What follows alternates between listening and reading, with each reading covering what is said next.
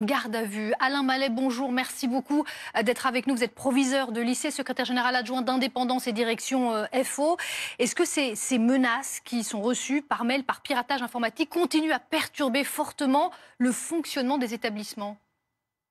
Bonjour, eh bien évidemment, c'est les ENT, on a construit le système pédagogique autour des ENT.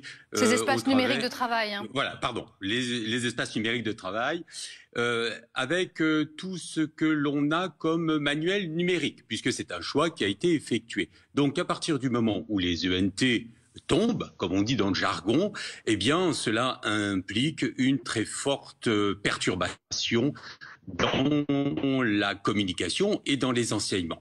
Alors, parce que ces espaces de travail, ces espaces de travail, ils sont suspendus dans la plupart des lycées qui ont été touchés, évidemment. Alors, écoutez, moi, la semaine dernière, j'ai été victime.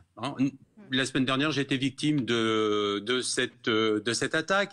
Nous n'avons plus rien eu, sauf une utilisation que dans un sens, à sens unique, de la messagerie qui permettait d'envoyer des messages aux parents pour pouvoir les rassurer, bien évidemment. Mais ce que je voulais ajouter, c'est que le problème de la cybersécurité ne relève pas des établissements, mais relève des collectivités territoriales et notamment des régions.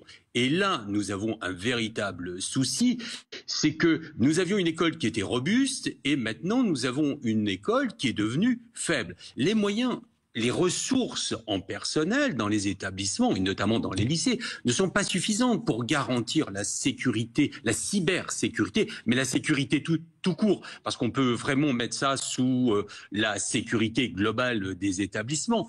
Quand vous pouvez imaginer que un agent de la collectivité territoriale, de la région, peut avoir 2 lycées, 3 lycées pour pouvoir s'occuper du système informatique. Vous comprenez bien que lorsque ça tombe, eh bien, on est complètement désorganisé.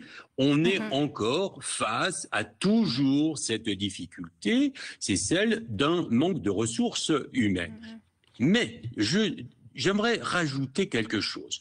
On parle là d'une situation particulière, mais dans tous les établissements, qui est le dernier recours de la décision? Eh bien, c'est le chef d'établissement. Et nous sommes obligés de faire appel à la police, de faire appel à la gendarmerie en fonction des zones, mais aussi de décider si, oui ou non, les élèves peuvent remonter en cours, envoyer les messages. Bref, cela nous désorganise, cela accroît notre charge de travail.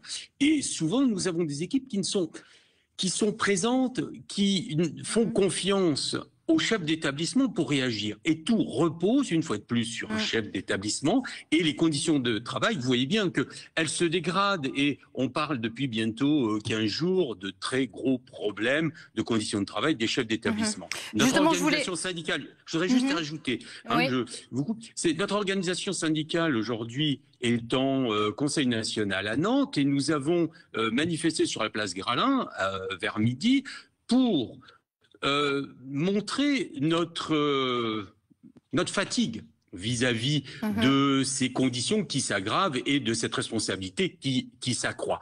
Notre mot d'ordre était « jusqu'où devons-nous aller pour être entendus ?» Et ça, c'est quand même quelque chose d'important.